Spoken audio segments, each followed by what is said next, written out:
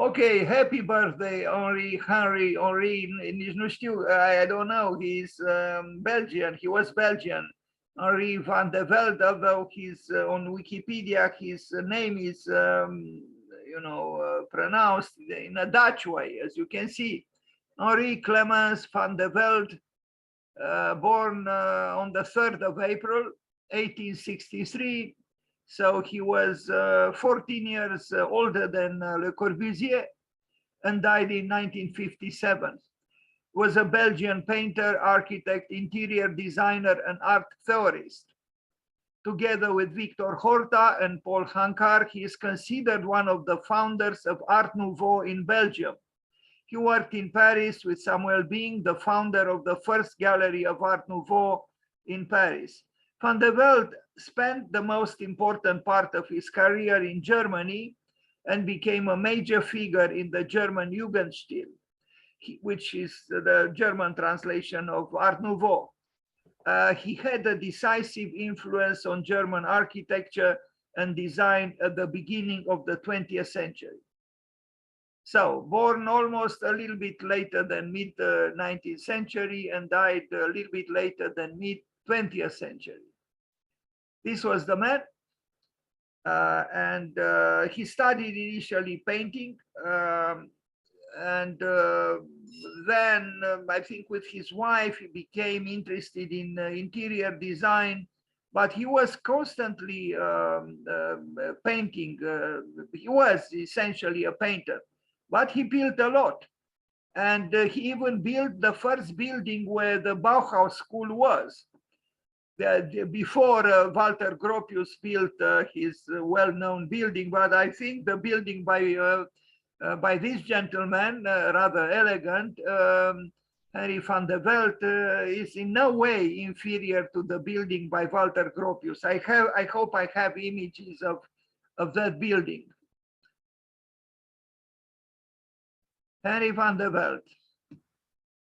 Happy birthday to you, sir. Kind of alone in his studio. Maybe his collaborators or employees went to have a Mac somewhere or a coffee. Drawings by Henry van de Velde. I love this quotation from Henry van de Velde. A line is a force. Although is in almost contradiction with what Louis Kahn said, that the first line on a piece of paper is less. Well, because he was referring to the infinite number of possibilities that a blank piece of paper has. So when you trace a line on a white piece of paper, yes, you bring in a force, if we are to quote Henry van de Velde, but on the other hand, you reduce the number of those infinite possibilities. Anyway, he was an artist. Well, sorry for the resolution here. He built furniture, he built buildings, he drew, he painted, and so on. Now we start with a proposal for a Nietzsche memorial. Here it is.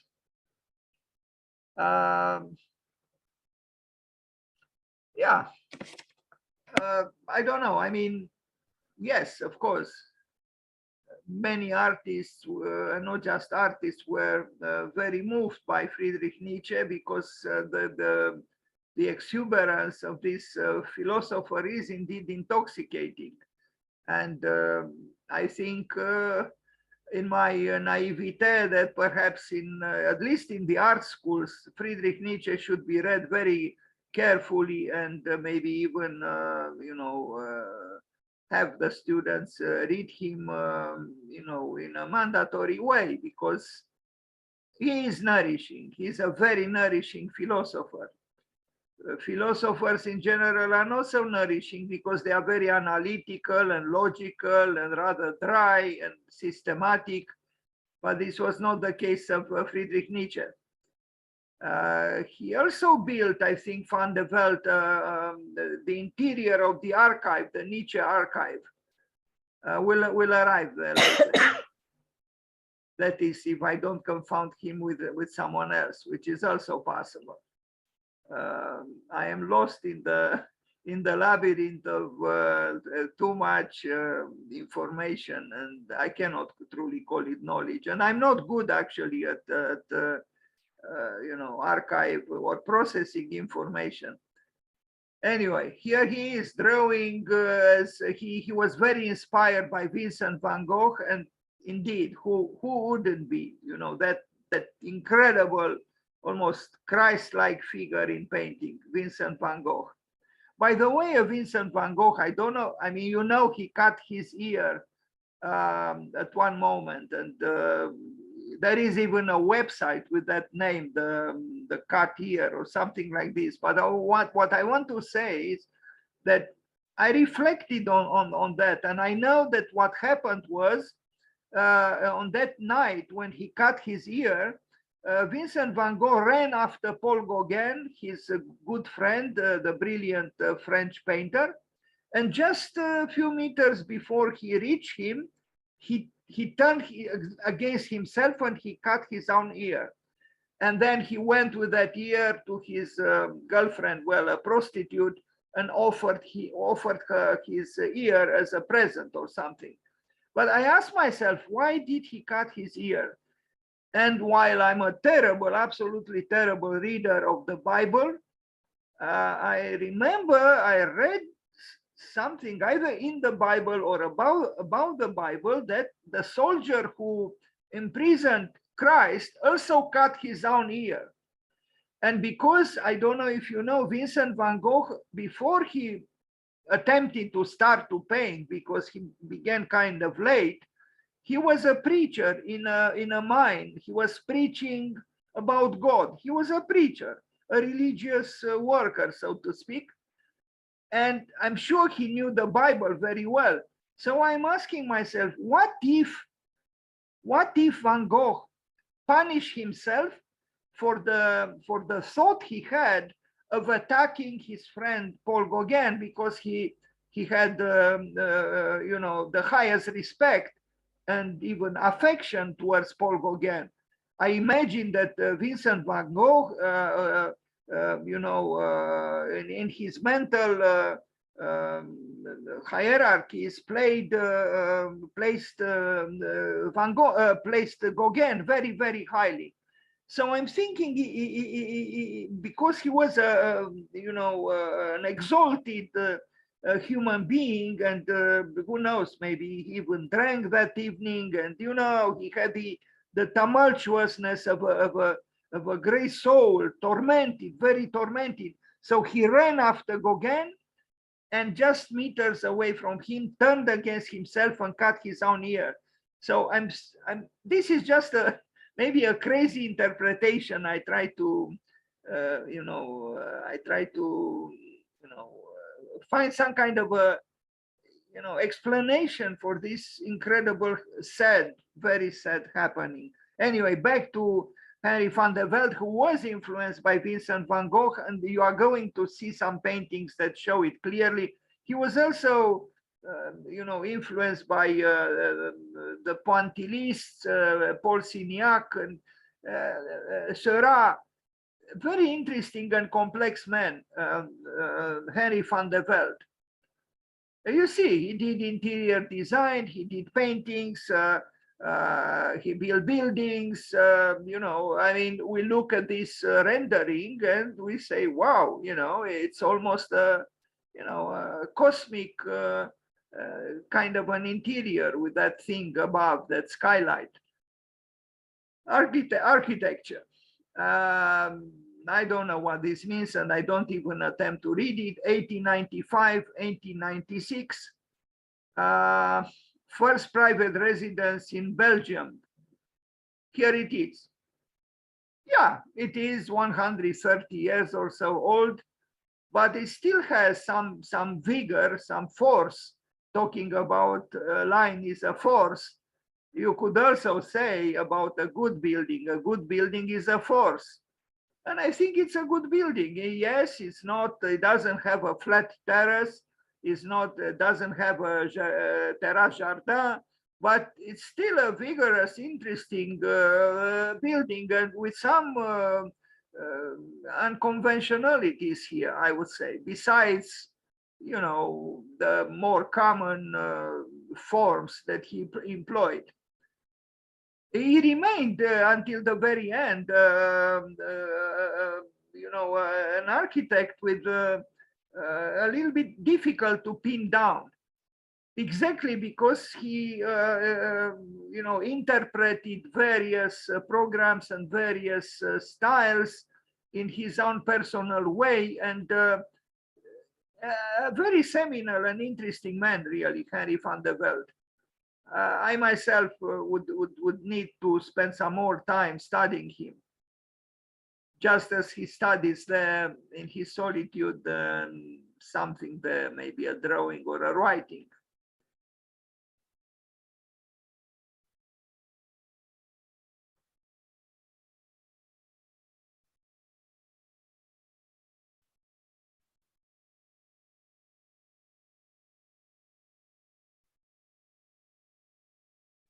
This is him in a kitchen, I guess. But you see, it's a kitchen also with a bed or something, appearing to be a bed. And I remember when I was a kid, and I used to visit my grandmother, she also had a bed in the kitchen. And actually, it's very, very pleasant to have a bed in the kitchen, especially if you can lay down there while your grandmother cooks something, or your mother, or, we don't think in these terms any longer. Who think of placing a bed in the kitchen? I didn't see too many so-called contemporary or modern plans like this, but I really think it's very enjoyable to be close to the hearth, and if good soup is cooking, boiling there, or something is, it's even more pleasant. I truly think so. And it seems Henry van der Velde, a sophisticated Belgian, as this photograph shows, probably thought in a similar way. Interior decoration of Siegfried Bink's art gallery, Maison de l'Art Nouveau in Paris, 1895. So the Franco-German art dealer and publisher Siegfried Bink played a key role in publicizing the style, meaning Art Nouveau. His gallery was called House of New Art, Maison de l'Art Nouveau. Bing opened a new gallery at 22nd Rue de Provence in Paris, devoted to new works in both the fine and decorative arts. The interior and furniture of the gallery were designed by the Belgian architect Henry van der Velde, one of the pioneers of Art Nouveau architecture. I wish I had some more pictures with this, but I don't, and I apologize. Now, an interior of the Folkwang Museum in Hagen, in Germany, but no pictures. Villa SS in Chemnitz, in Germany, 1902, 1903. This one also a rather complex building, and a little bit awkward, with even a touch of clumsiness. But as Saul Steinberg, Steinbeck or Steinberg, I always have a problem with Steinbeck, because Steinbeck was an important North American writer, and Steinberg was actually a Romanian-born architect who studied architecture in Milan, but then became in New York, in the United States, a famous graphic artist. He was doing kind of cartoons. If you don't know his works, I truly suggest you check him out, Saul Steinberg. He used to do for many years the covers of New York Magazine, and he was very famous, and with good reasons. He was excellent. And he used to say that the genius has something clumsy about him. And I think something close to clumsiness can be seen, although maybe the word is debatable, in the works of Henry van der Velde. As if something is a little bit awkward, a little bit off, a little bit, not quite right. There is, like, you look here, why did he do this here? but not here. You know, it's a symmetrical situation, isn't it? So it's, I mean, I don't know why he didn't do it here, because there are small differences between this side and the other, which are a little bit capricious and you don't quite understand. And even this, you know, rather rhetorical balcony here, and also the color amplifies the rhetorics because it's painted in blue and the walls are in kind of yellowish. But particularly here, it's something a little bit off. But who knows? Maybe it could be seen differently, or maybe in this way but this is not the entrance into the building. So I am a little bit confused.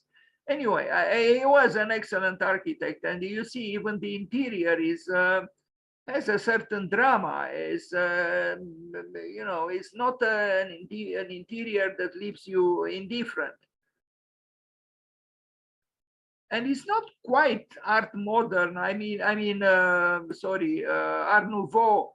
Maybe here the skylight has some elements that might, but otherwise, no, it's not Art Nouveau. Art Nouveau was Victor Horta or Hector Guimard in France, but here is a little bit something else. Okay, maybe here, yes, there is, but a reticent kind of Art Nouveau is only partially Art Nouveau. Yes, he designed the interior, decorated the interior of the Nietzsche archive in Weimar, in Germany in 1903. Let's look at it. See, he did just the interior design.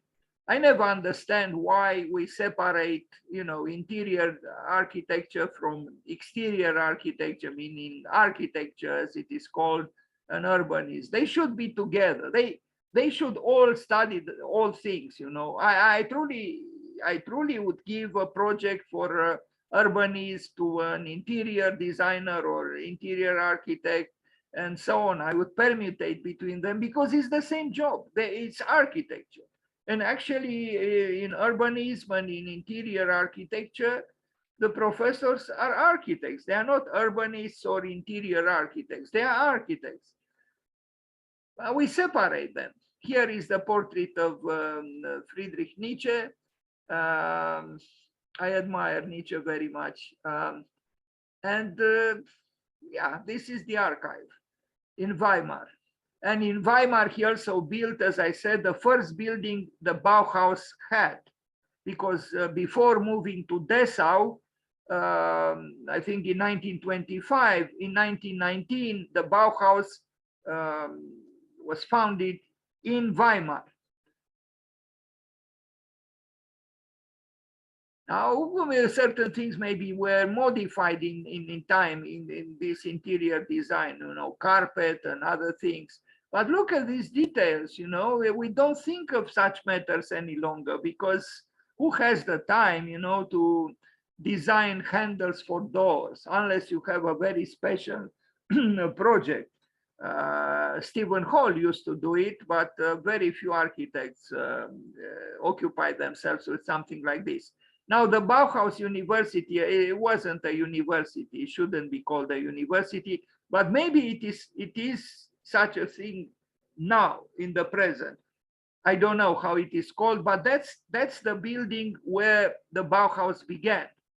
And it was designed by Henry van der Velde, not by Gropius. Gropius designed, you know, the more modernistic buildings in Dessau 6 years later.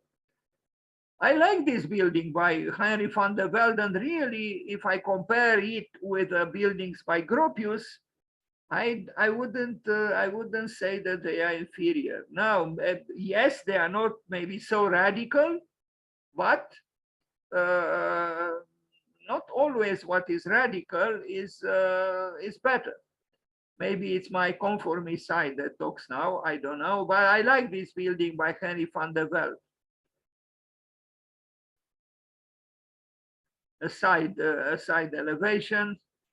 the ateliers, the studio with plenty of glass, but the glass is divided into small segments, as you see, and as such, it's more so-called traditional looking, or, he was able, I mean, of course, this kind of, handrail Gropius would not have, but are they, something inferior? No, they are not, I think. Anyway, Henry van der Velde, Weimar, the Bauhaus. A clubhouse of the Chemnitzer Lawn Tennis Club. It was demolished. I don't know if I have picture. I do. This one very interesting as well, and yes, there are the ornamental indulgences of Art Nouveau, but again, are they diminishing the quality of architecture? I don't think so. Also, what is happening here is rather, enticing and interesting. I like Art Nouveau in general. Mansion of Karl Ernst Osthaus in Hagen in Germany, 1907, 1908. Again, this building is not following the path of the Terrace Jardin. It's not, it's very different from Villa Savoy, isn't it? Yes, built earlier. It's heavy, it has masonry, it has bricks, stone, it has sloping roof, it has bow windows, but is it something inferior? I don't think so. It's less revolutionary, but maybe more convincing, actually.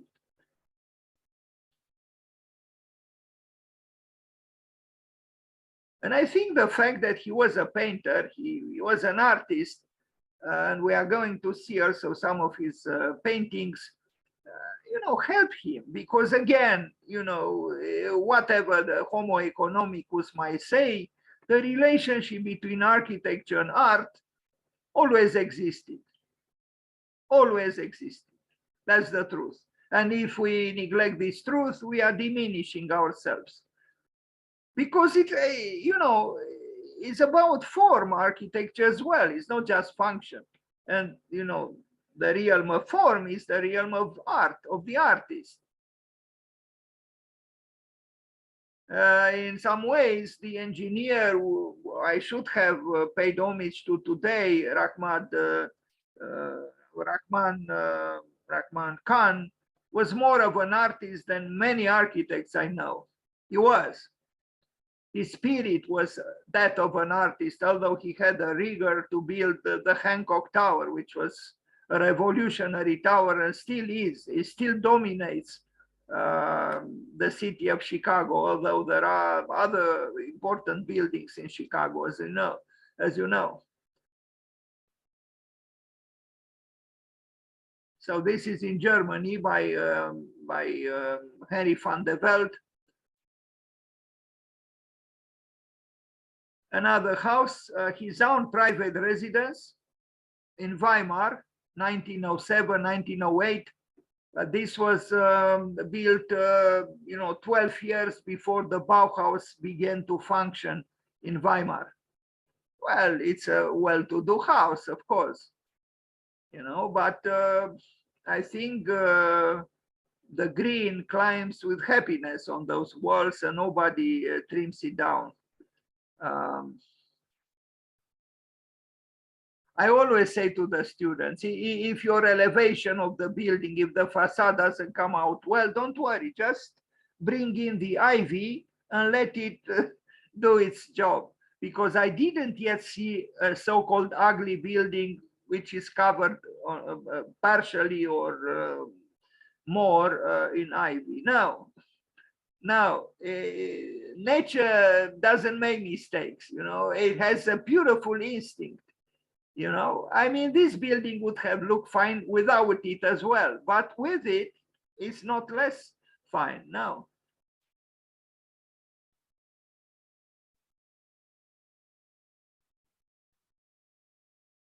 comfortable interior, of course, what can we do? Some people know how to live and can afford it.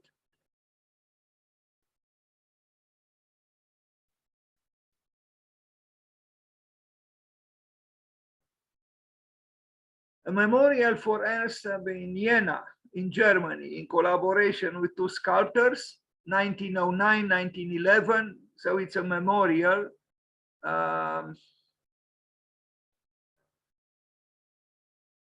Yeah, it's massive. It's heavy, but how else should a memorial be? And when we look at the house of the living and the house of the dead, somehow now you could say that I get carried away by my family name, but somehow I have more affection for the house of the dead, architecturally speaking. I mean, is this truly more for living than this building? I'm not so sure.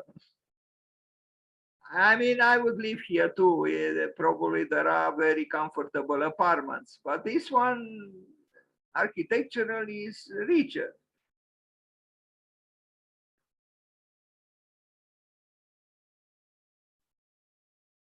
We don't build for the dead any longer, and I think this is a loss.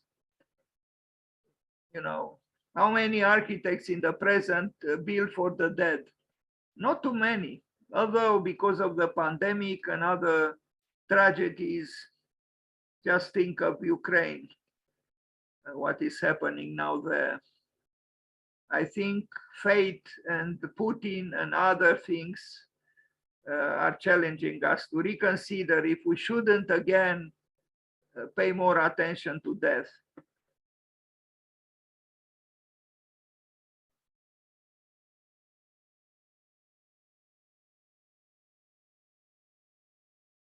So this is in Jena, which was part of the Democratic Republic of Germany, as was Weimar as well. Palace is a palace from 1912, 1913, also in Weimar.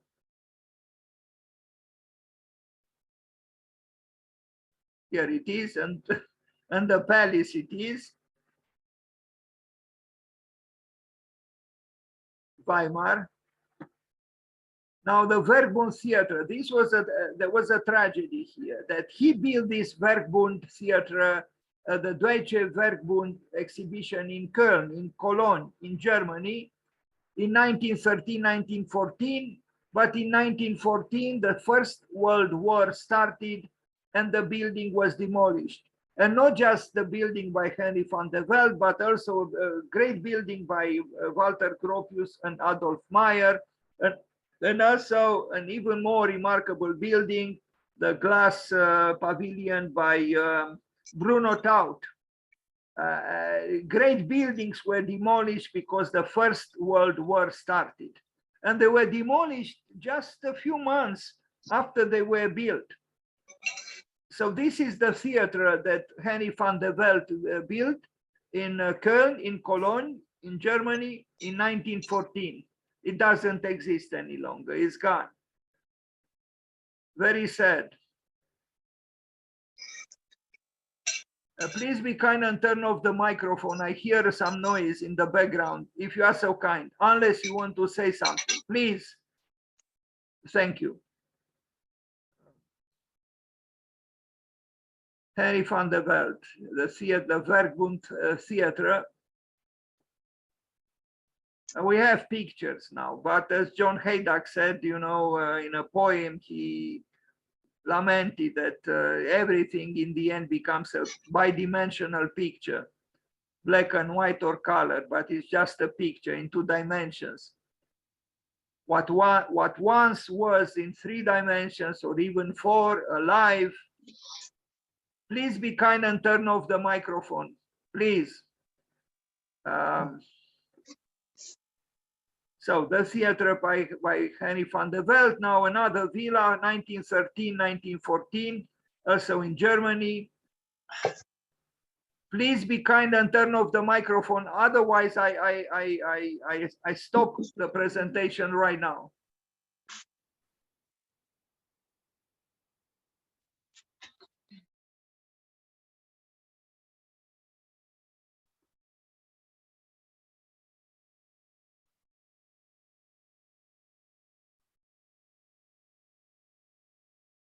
So Henry van der Velde in Germany.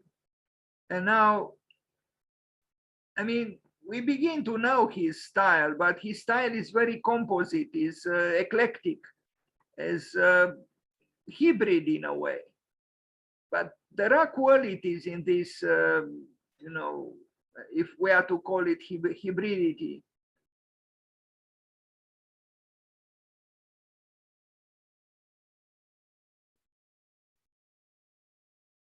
Another house, 1913, 1914, so a little older than 100 years old.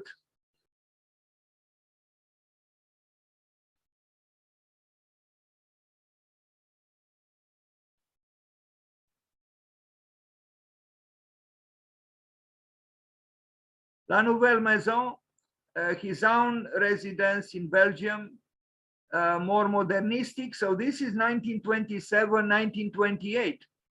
We saw a previous one. I guess he had at least 2 private residences. This is a more modest one built in Belgium at the same time when Villa Savoie was built.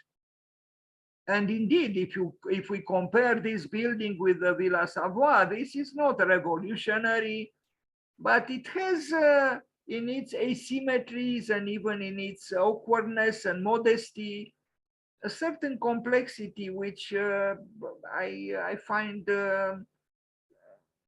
being positive.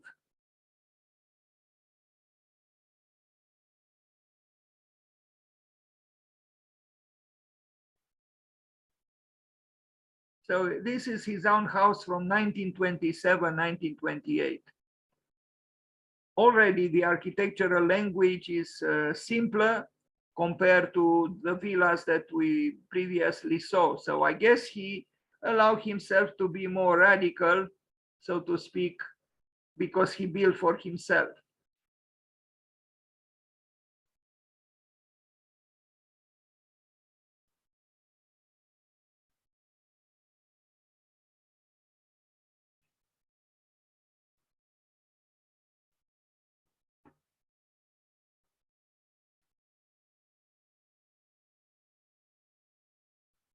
Here he is, his own house on a stand. Okay, Home for the Elderly in Germany, in Hanover, 1929, 1931. I like this building. You know, it's a large building. Here it is. It's a large institutional building, but because of the brick and maybe, you know, some old details, it has a certain intimacy and warmth, which is quite adequate when we consider the function. It's a house, it's a building, a residence for older people, probably without other homes. They just live in this building together.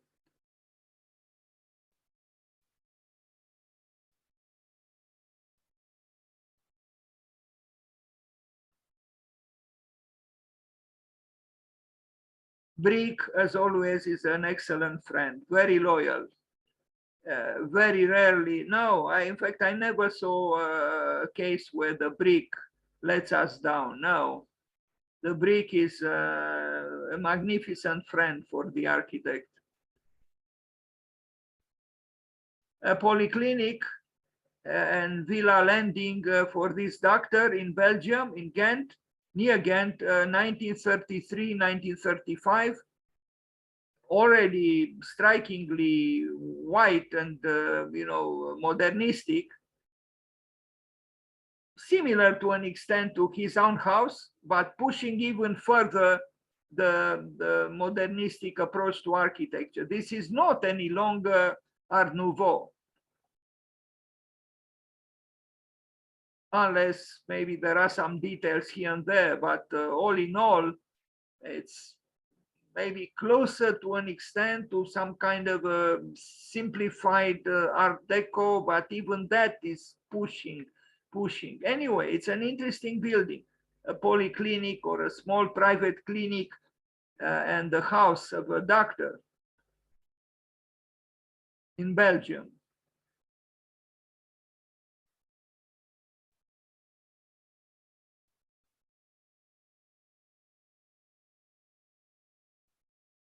This is a remarkable building, 1933, 1938, the Library of Ghent, University, the Tower of Books.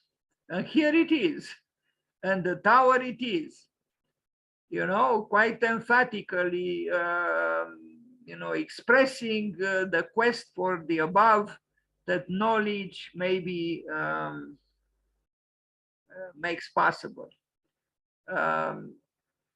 Otherwise, the building is rather, you know, looks functionalist, but the tower with its, you know, upward movement is proclaiming something beyond function. And you are going to see also the ground floor, the entrance hall is quite emphatic and, you know, sculptural and engaging in terms of formal expressivity. The Tower of Books.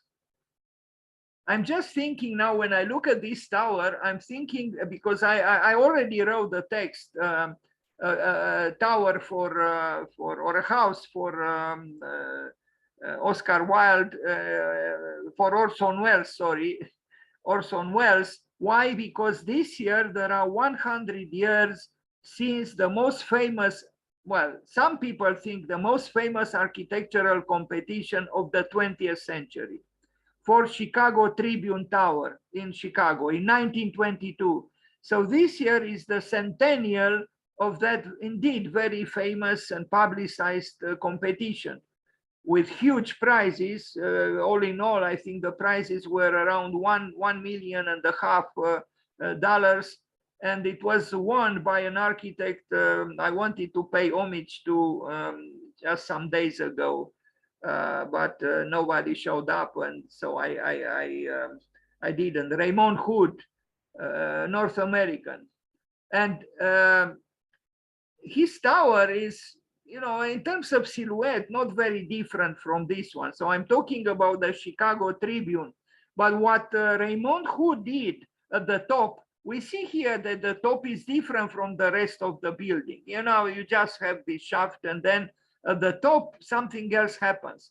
What Raymond Hood did for the Chicago Tribune Tower, at the top, he reproduced, no, maybe the word reproduced is not the correct one, inspired by the tower of the Rouen Cathedral, the Gothic Cathedral in France. He created some kind of a ending at the top, you know, a Gothic, you know, a Gothic architecture at the top. And you know, here in the case of this tower, we see at the top, again, a different configuration. You have the body of the tower, which is as it is, but at the top, something else happens. If you are interested, please take a look at the Chicago Tribune Tower as it was built, but also the famous, because many other architects, quite good architects, sent their works in, like Adolf Loos, Walter Gropius, Eliel Saarinen, who got the second prize, and Bruno Taut, Max Taut, and so on. Anyway, it's something that the thing is, the reason I mentioned what I mentioned is because I was talking with my friend from Florida, and I told him about this idea that is the centennial of the Chicago Tribune, and I want to launch a competition for a new tower or a new kind of verticality. And he legitimately said, you know, today a skyscraper is not a mystery any longer. You know, we can build skyscrapers in all kinds of forms. it is kind of true. Plus the skyscraper or the tower is a phallic symbol. Do we need more such symbols in the world? And so maybe to build a tower today is a little bit problematic because it shows verticality too happy with itself, and in a way ignoring so many problems that we are confronted with. So what can we do? How can we express the verticality of the human spirit in the absence of a physical tower? It's a question which I'm not sure I have an answer for. Anyway, this is part of this tower of books. You see here is the tower built by Van der Velde and other towers of Ghent. So I guess he was also, contextualizing his building by the way of building in Ghent, which has itself, several other towers built at various times in history. But intriguing is the floor, the ground floor, the hallway, which is simplified. Its geometry is, reduced significantly, but I think it's eloquent, is interesting visually, and the space is has something enticing. So this is the ground floor of this tower of books that Henry van der Velde built in Ghent. A school from 1936-1942, a school building Leuven in Belgium, now already far away from Art Nouveau, is, although this was built before the Second World War, but it's courageously moving towards what we call modernity. I don't know if he built this as well, but we see here his name, Van der Velde. I don't know, maybe he built this too.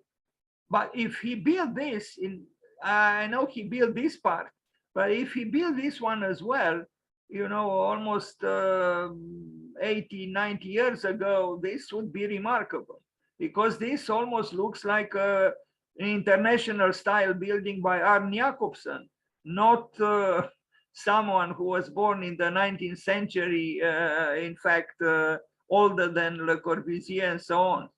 An interesting architect. Even this detail here, it's, who do something like this, not many people. He did it.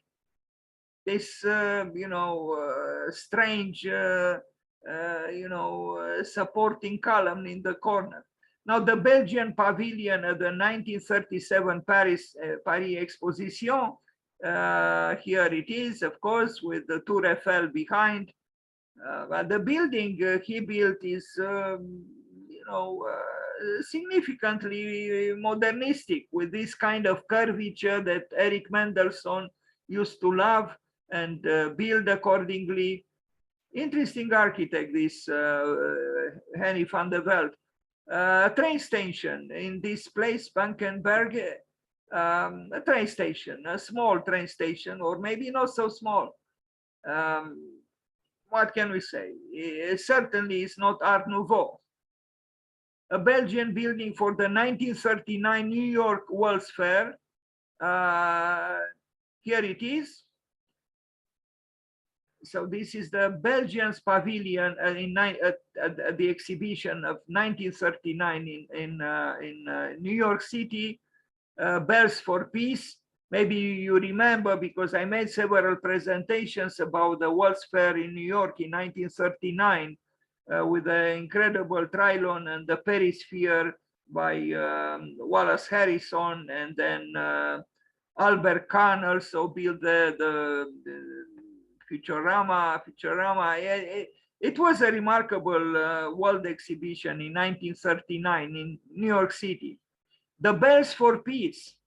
Bells for Peace, I hope I have a picture here with it. It's, I know this building was either, I'm not sure if it was demolished, and it was, I think it was exported somewhere else, if I'm not mistaken.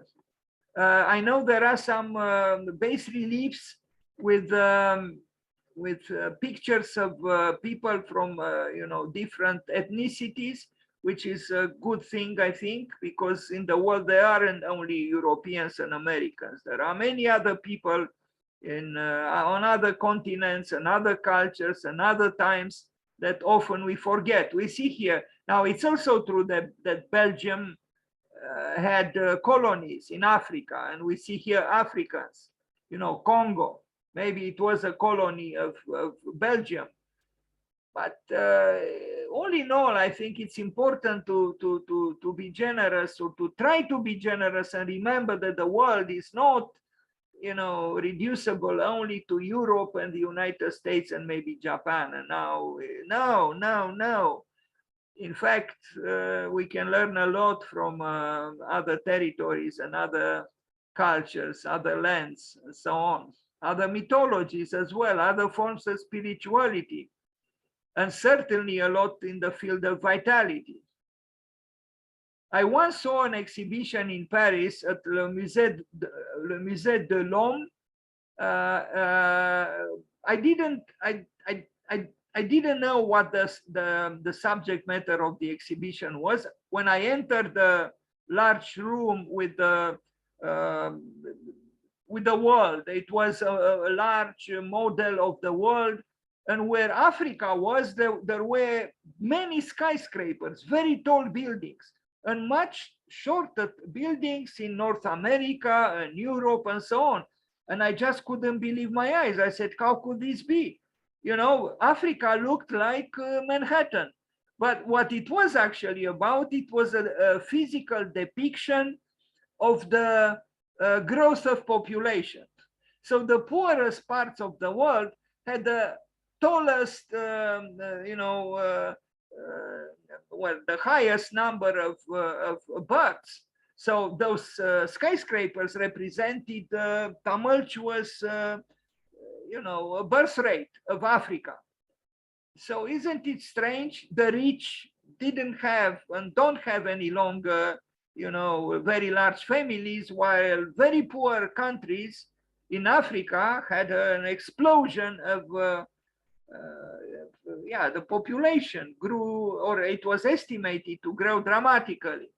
Furniture, and with this we end this presentation on Henry van der Velde on his birthday.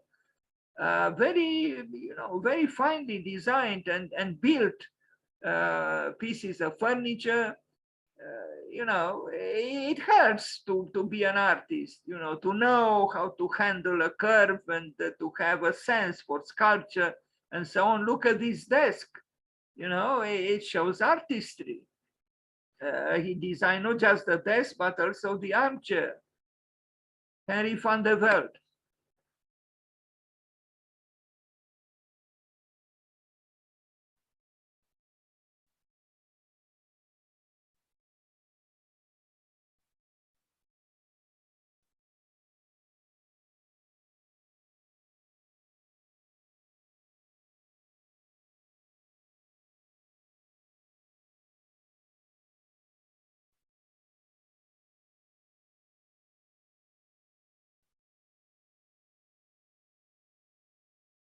And actually, I end with some paintings by him because I think it's necessary to also look at some of his paintings, a few paintings.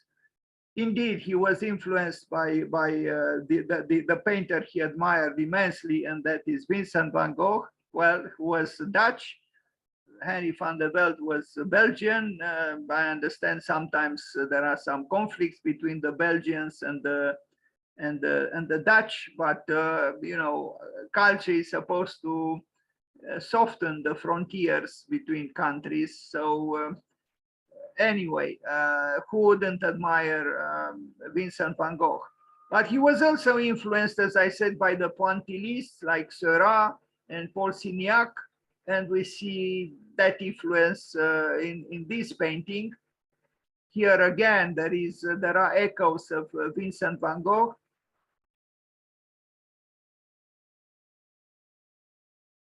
but also maybe some anticipation of the Fauvist movement, Le Fauve, an interesting, complex personality, Henry van der Velde, really.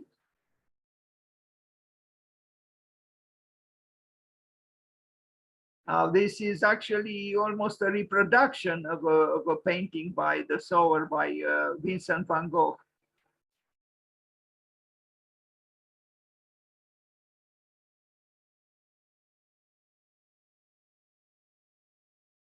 Thank you, and happy birthday, Henry van der Velde.